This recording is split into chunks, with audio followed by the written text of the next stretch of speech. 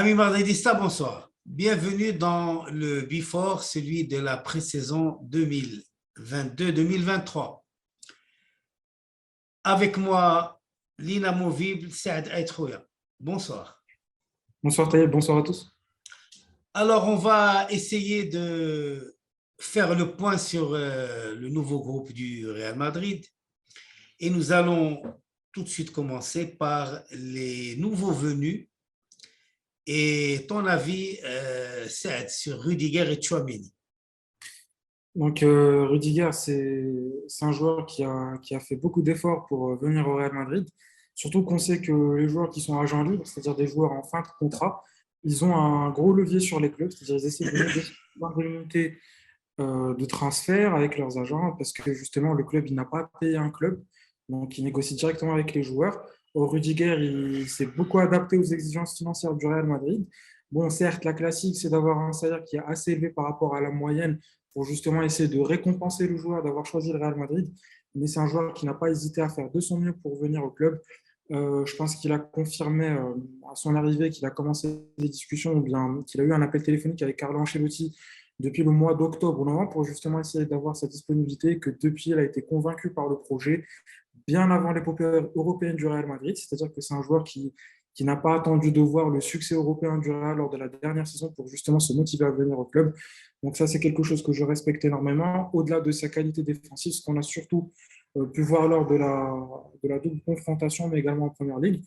Donc pour moi, oui, c'est un joueur qui vient régler un très gros problème, c'est celui de la charnière centrale et surtout de l'arrière-gauche, parce que Ferland Mendy, c'est un joueur que j'adore depuis l'époque lyonnaise, mais en même temps, c'est quelqu'un qui se blesse beaucoup.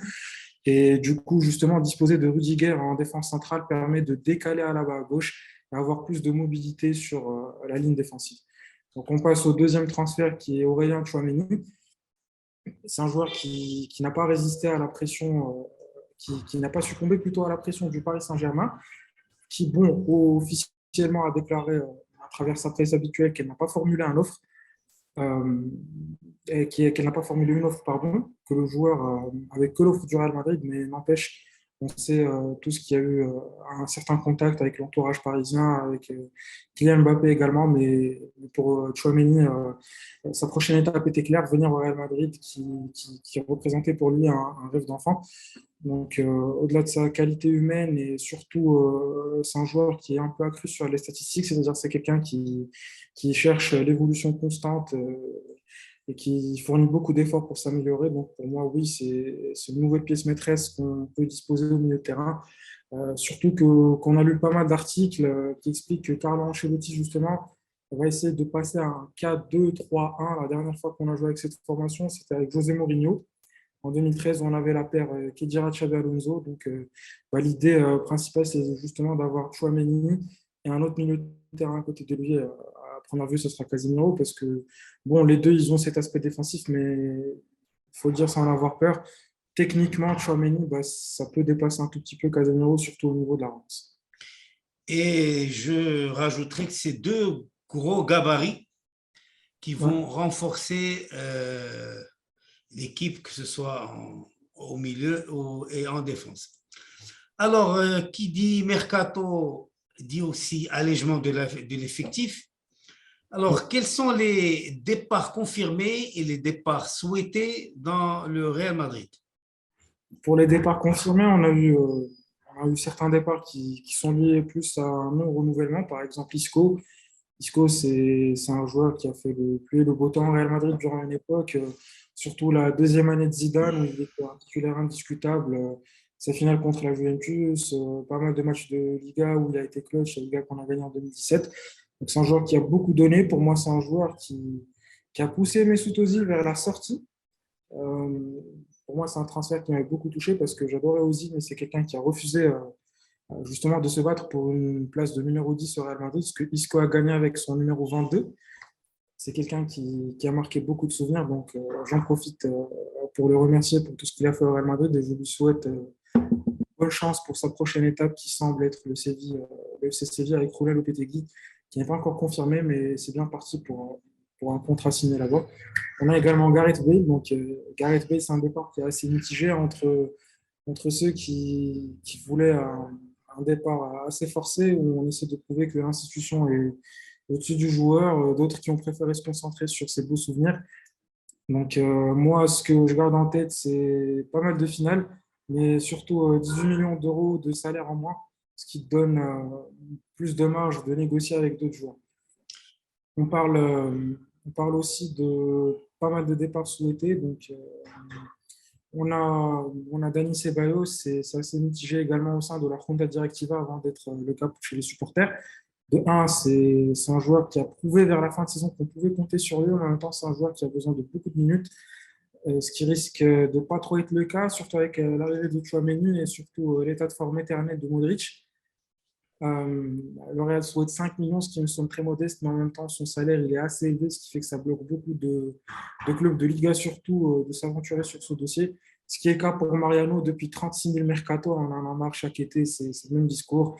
Le club il est même prêt à l'offrir gratuitement, ce qui a été le cas pour Jovic, par exemple, qui a accepté de baisser son salaire pour partir à la Fiorentina. Mais Mariano, c'est mes 5 millions sur table où je pars honorer mon contrat jusqu'au bout. On pensait que Eden Hazard allait quitter le club, mais finalement, bon, avec son salaire élevé, surtout son état de forme récent qui n'aide pas à le marketer sur le marché, bon, ils ont préféré, on ne va pas Alors, dire prendre des risques, mais prendre le pari de le relancer, même si je pense que toi, tu vas être sûrement de ceux qui ont perdu foi en Eden Hazard. Et, ben, écoute, de ce qu'on a vu, Eden Hazard est éteint. C'est éteint tout seul. ouais. Blessure, hygiène de vie, etc. On ne va pas encore revenir là-dessus. Mais c'est un joueur du Real Madrid. Ça a été un très grand joueur. Et j'ose espérer que l'annonce qui a été faite, à savoir que ça a changé et qu'il était affûté, on verra bien. Alors, un petit mot pour Bale. Il est évident qu'on ne peut pas occulter le bip-bip, on ne peut pas occulter la finale, d'abord la finale de la Décima, parce que c'est lui qui marque le deuxième but. On ne peut pas occulter la finale de la Décimo Tercera, puisque ça a été l'homme du match avec son doublé et son fameux retourné. Bon, c'est une page qui se tourne. Je ne retiendrai que ça. Bon, ben, les salaires, hein, de toute façon, l'argent, ça va et ça vient. Alors, on a parlé des départs souhaités. Quels sont les recrutements? Est-ce que le Real Madrid a fini son recrutement? Est-ce qu'il a fini son mercato pour cette saison? Ou est-ce qu'il y a encore... quels sont, à ton avis, les recrutements souhaités? Donc, si on se base sur les mots de Carlo Ancelotti, le mercato il est déjà booké. Il ne Oui. va pas y avoir d'arrivée. Ça, bon, c'est le discours officiel, mais on sait qu'en réalité, c'est différent. Pourquoi? Parce que quand même, la droite, on n'a pas de nom confirmé à droite, parce que Rodrigo, il a eu des éclats en fin de saison, mais il n'a pas été constant durant toute la saison. Et surtout que son point fort, c'est justement de rentrer dans le jeu et pas démarrer le match. Donc, Marco Asensio, à titre personnel, il a commencé à fournir des efforts, mais tout le monde est d'accord que ce n'est pas suffisant. Il y a une irrégularité qui est assez pesante, surtout sur certains matchs. On s'attend à ce qu'il soit le déclic, alors que ce n'est pas du tout le cas. Et dans certains matchs, on s'attend tout simplement au rôle classique de l'ailier droit qui n'est pas rempli. Donc, pour la prochaine saison, Carlo Ancelotti a décidé de garder Alvaro Odriozola à droite et justement repropulser Lucas Vazquez à droite en tant qu'ailier droit pour justement essayer d'avoir cet appui défensif. Mais on sait qu'offensivement, c'est pas ce qu'il y a de mieux. Donc, en même temps, quand on voit les noms sur le marché, il n'y a rien qui attire. Et le club préfère garder un peu ses sous en attendant de voir si jamais il y a un futur crack ou un joueur qui sort du lot qu'on peut recruter pour les prochains. Mais globalement, pour la défense, c'est fou. Pour le milieu de terrain, ça dépend de Dani Ceballos. Mais même en cas de départ, je ne pense pas qu'il y aura de recrutement. Il y a assez de noms pour faire tourner. Et en ce qui concerne l'attaque, ben, en fait, à droite, on a pas mal d'options, mais il n'y en a aucune qui est viable. Par exemple, à gauche, on sait tous que Vinicius Junior, il est indéboulonnable comme c'est le cas de Karim Benzema en tant que neuf. Mais à droite, il y a plusieurs noms. Ça parle de Hazard en tant que faux neuf, ça parle de Hazard à droite, ça parle de Vasquez, ça parle de Rodrigo. ça parle de Asensio, mais on sait qu'aucun des trois n'a ce qu'il faut pour justement être titulaire indiscutable, même si j'espère que l'un de ces noms va prouver que j'ai tort. C'est dans l'intérêt du club et c'est tout ce que je leur souhaite. En ce qui concerne le poste de neuf, à l'heure actuelle, on a Borja Mayoral qui, bon, qui commence à accepter un peu de baisser son salaire pour essayer de trouver une nouvelle étape dans sa carrière, mais qui n'est pas contre d'être le doublon de Karim Benzema parce qu'il estime qu'il aura quand même quelques minutes et qu'il aura assez de matchs pour justement essayer de briller et garder un peu son nom sur le marché des transferts pour la saison d'après.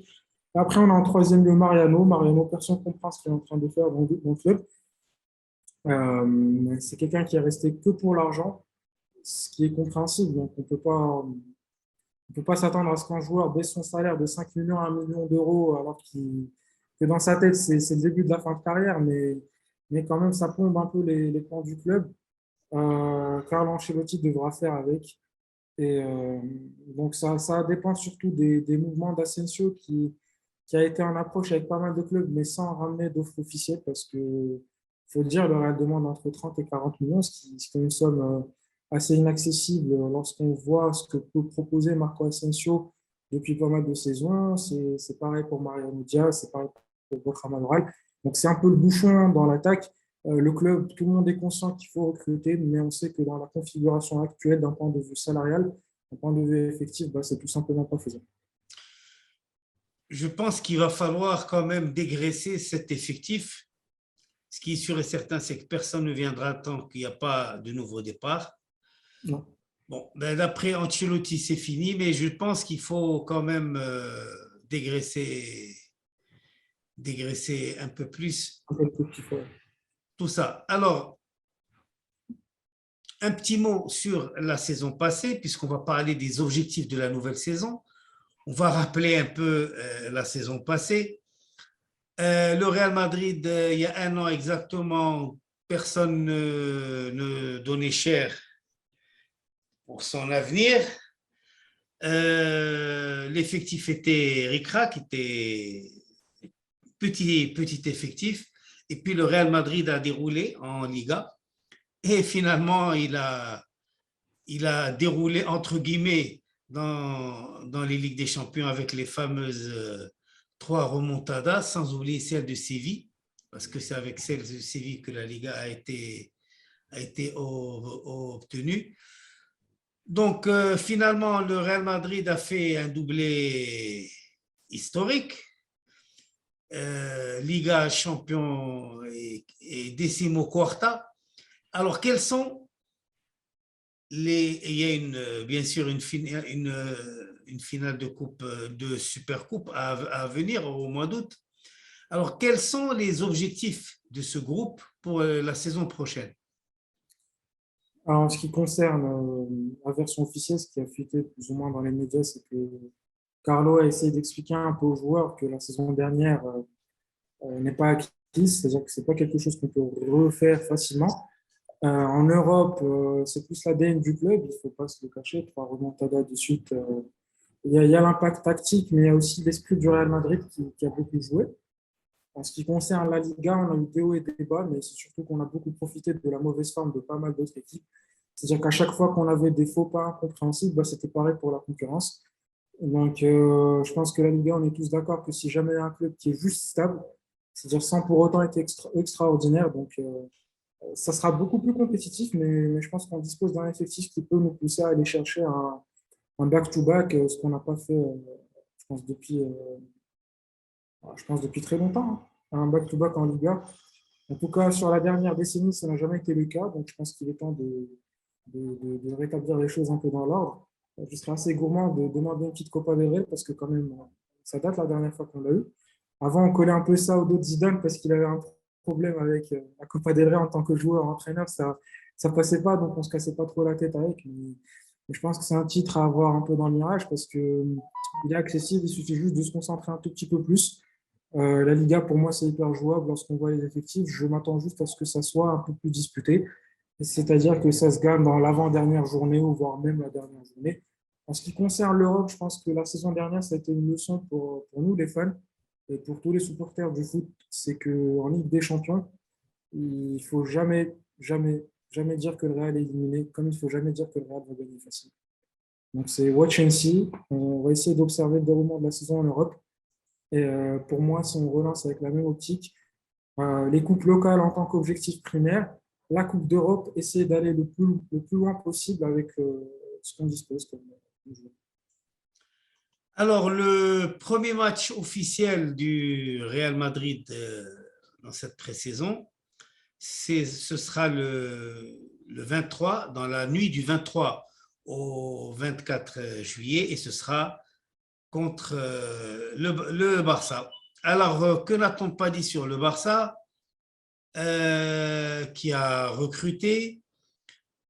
L'artiste avait dit We are back. On a vu ce qu'il en était exactement. Est-ce que l'artiste pourra dire We are back avec ce nouveau groupe du Barça? Est-ce que le Barça sera tranchant cette année? Et bon, est-ce que dans le Classico, qu'est-ce qu'il faut attendre de ce Classico? Quand on voit un peu l'affiche de Laporta qui a placé aujourd'hui à Las Vegas et qui disait à nos amis madridistas, ne vous inquiétez pas, ce qui se passe à Vegas reste à Vegas. On voit un peu que pour l'adversaire, c'est pas un match amical, c'est pas un match de préparation. Pour eux, c'est le match pour justement mettre en place tout le recrue et prouver qu'ils sont de retour. Mais bon, ça me rappelle un peu la grosse débâcle qu'on a eue contre l'Atlético il y a quelques saisons, je pense il y a 3 saisons. On s'est pris un score assez amoché, je pense, si je ne me rate pas, c'était un 7-0, un truc comme ça. Et au final, on a fini champion d'Espagne cette saison-là. Donc pour moi, non, c'est Oui, pas. 7-3 contre Ouais, l'Atlético. bon, Ah oui, j'étais très en colère, hein, très, très en c'est un colère. match, c'est 6 de match où je m'ai sélectionné, supprimé dans ma tête. Donc pour moi, ouais, il faut essayer de gagner pour l'orgueil, mais en même temps, je suis plus curieux de voir le dispositif de Carlo Ancelotti parce que on sait que quoi qu'on dise, le Real Madrid il prend, je vais pas dire rarement au sérieux le Classico, mais le prend pas trop à cœur, tu vois. Gagner c'est bien, mais perdre c'est pas grave. Bon, nous ça nous fait chier parce que on n'a pas cette on n'a pas cette mentalité d'essayer de donner un score lourd à l'adversaire, c'est-à-dire au contraire, on zappe quand il faut. Des fois, quand on a de quoi leur mettre un gros score, ben, on s'arrête après 3 buts, on commence à faire tourner un peu. Donc, pour moi, j'ai pas beaucoup d'attentes pour ces matchs amicaux, à part de voir un peu le schéma tactique qui sera abordé par Carlo, parce qu'on sait que c'est un entraîneur qui change pas il change peut-être sa formation, bon, difficilement, comme il fait des changements encore plus difficilement. Et je pense que ça sera l'occasion de voir un peu ses idées sur le terrain, s'il va commencer avec 3 derrière, s'il va commencer avec 4-3-3, 4-2-1, 4-5-1. Donc c'est ce qui m'intéresse le plus dans ces matchs. La pré-saison, il faut essayer d'en profiter, mais il faut surtout garder son sérieux et éviter de se blesser parce qu'on a une super coupe, alors que la super coupe pour certains, ben, ça va jouer demain. Alors Voilà. justement, il y a un culé qui m'avait dit dernièrement sur Facebook qu'avec Rafinha qui avait dit qu'il avait hâte de marquer contre le Real Madrid et que le Barça était supérieur. Après, il a rectifié parce qu'il y avait un problème de traduction, mais le problème de traduction, c'était pas pour qu'il voulait marquer contre le Real. Ce qu'il a rectifié, c'était qu'il n'avait pas dit que le Barça était meilleur que le Real Madrid. Alors, je reviens sur ça. Rudiger, il dit, j'espère que je vais gagner plus de Ligue des Champions avec le Real Madrid. Rafinha dit, j'espère que je vais marquer contre le Real Madrid.